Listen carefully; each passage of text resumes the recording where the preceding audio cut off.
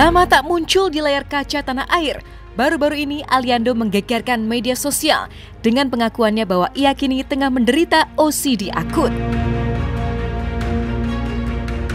Aliando mengaku bahwa OCD tersebut sudah lama ia derita, yaitu sejak kelas 2 SD. Kendati demikian, dengan berani dirinya mengungkapkan penyakitnya itu pada penggemarnya melalui live di Instagram. Usut punya usut, bagi Aliando, media sosial adalah salah satu cara dirinya berkomunikasi dengan penggemarnya. Saya pejuang OCD karena baru tetap masih terus berjuang. Jadi udah setahun, jadi OCD-nya bukan dari gua tapi dikasih gitu loh. Aneh gitu loh, dikasih kayak, dan gue bisa ngerasain karena ini tuh kayak bukan pure langsung dari gua.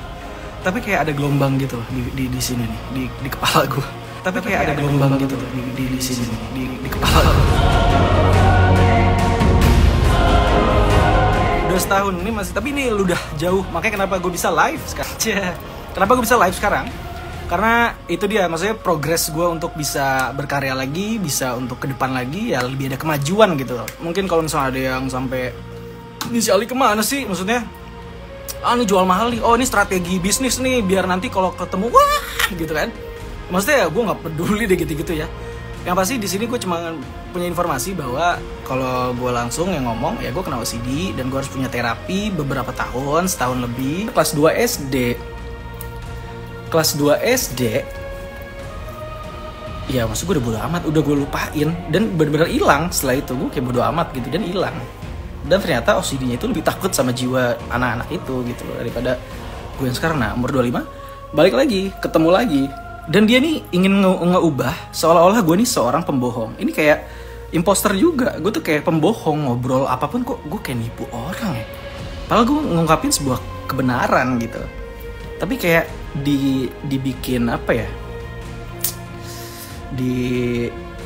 Diinduksiin untuk inilah hal yang lebih nyaman kali ya. Jadi induksi apa namanya? Rileksnya tuh diarahin ke rileks yang nggak baik.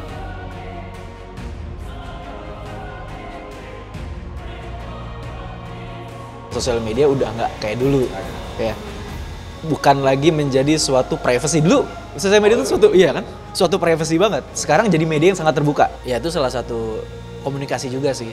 Kalau menghindar dari fans sih enggak gitu. Nggak ada sih menghindar sama sekali sih, karena gue bermain di sini aja. Oh nggak ada.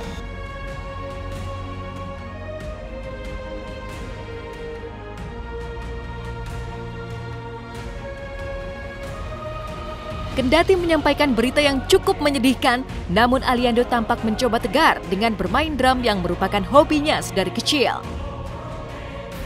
Gue dari kelas 6 SD lakukan itu. Gue 6 tahun belajar main drum, 8 tahun berhenti. Jadi main musik emang susah. Jadi bukan susah. Jadi ini buat ini sih teman-teman. Maksudnya ya ada yang lihat sebelah mata, kadang main bass begini, main gitar begini, nyanyi begini, main drum begini. Tapi balik lagi semua punya kesulitan masing-masing. Ketika lo harus bisa membuat manis drum itu, bukan berisik. Untuk jadi hal yang sweet itu susah.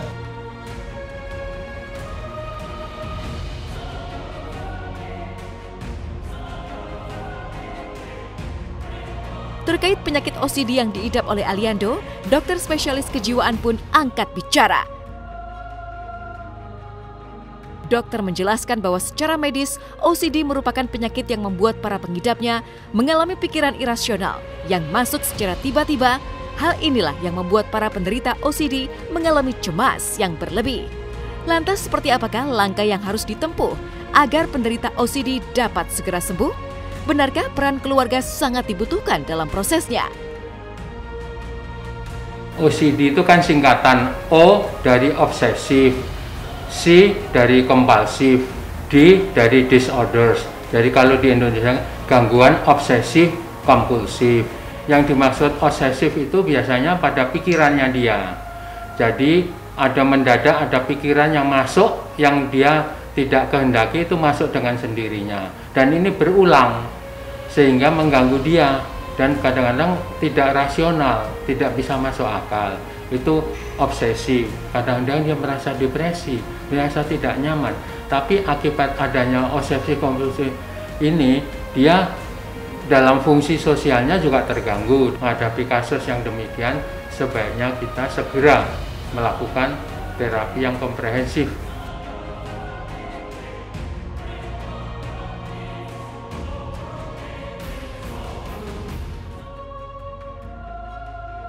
Tak pelak, setelah pengakuan Aliando itu sampai di telinga publik, dukungan dan doa terbaik pun terus mengalir untuknya. Dan seolah memperlihatkan supportnya pada sang anak, Ibunda Aliando pun membagikan ulang doa-doa dari netizen untuk putranya. Bahkan secara khusus, penggemar Aliando yang menamakan dirinya sebagai Alicious pun memberikan dukungan dan doa terbaiknya untuk idola tercinta. Sudah mulai jadi Aliando yang dewasa gitu, dan dia ya ingin mencari jati diri ya. Wishnya sih mudah-mudahan karir saya dan anak-anak tetap diminati oleh masyarakat. Amin. Alhamdulillah udah ngeliat Aliando lagi gitu kan. Ya, walaupun dari live streaming Instagram gitu, tapi kita seneng ternyata oh dia masih cakep, oke gitu. Nah, tapi sedih juga sih, dia kan bilang kalau sakit OCD gitu kan. Ya kita sedih. Iya, soalnya kan dia ngilang lama juga ya, lumayan lama kan.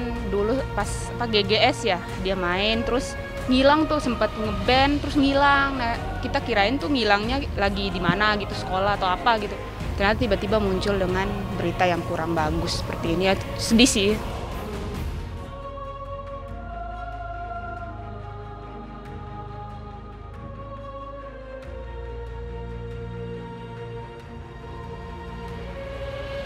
Seperti diketahui, nama Aliando bersinar setelah dirinya memerankan sosok Diego di sinetron Ganteng-Ganteng Serigala yang tayang di SCTV.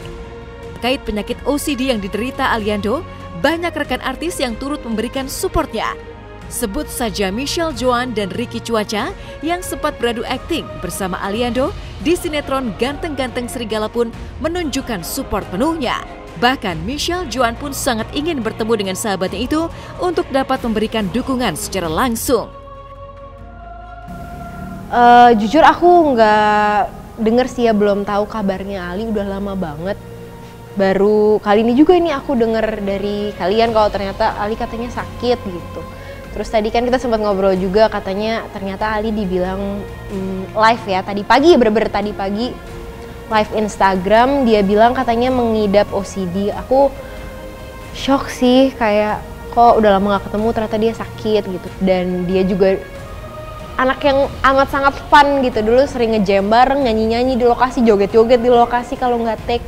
Terus tiba-tiba tahu dia sakit kayak gini tuh sedih aja rasanya, pengennya kita kalau bisa ketemu, bantuin support, bantu ajak dia untuk supaya dia punya semangat gitu untuk bisa sembuh. Nggak pernah, gue juga jujur siang ini gue kaget dengan berita Ali yang dia mengaku dia kena sakit OCD. Gue kaget, dalam arti kayak hah gitu loh. Gue sempat kayak jujur nih ya, ini jujur banget ya. Gue tuh sebenarnya sih orang yang selalu kasih tahu ke Ali gitu loh. Dalam arti kayak gini, ayo Ali gitu loh. Kalau misalnya lu ada masalah, kalau misalnya lu ada trouble atau masalah problem secara intern dan lu juga nggak, kadang kan gini kan, manusia tuh kan ada yang bisa diomongin ke keluarga, ada yang bisa diomongin cuma ke temen gitu loh. Ya kan, ada seperti itu. Kalian pasti kayak gitu kan. Ada beberapa hal yang kita nggak bisa ngomong ke orang tua kita gitu loh. Malah kita bisa lebih ngobrol ke sahabat kita.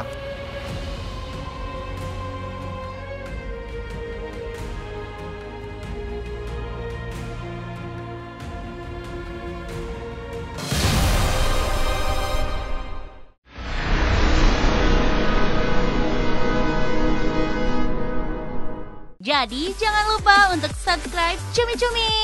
Ditekan ya tombol lonceng merahnya.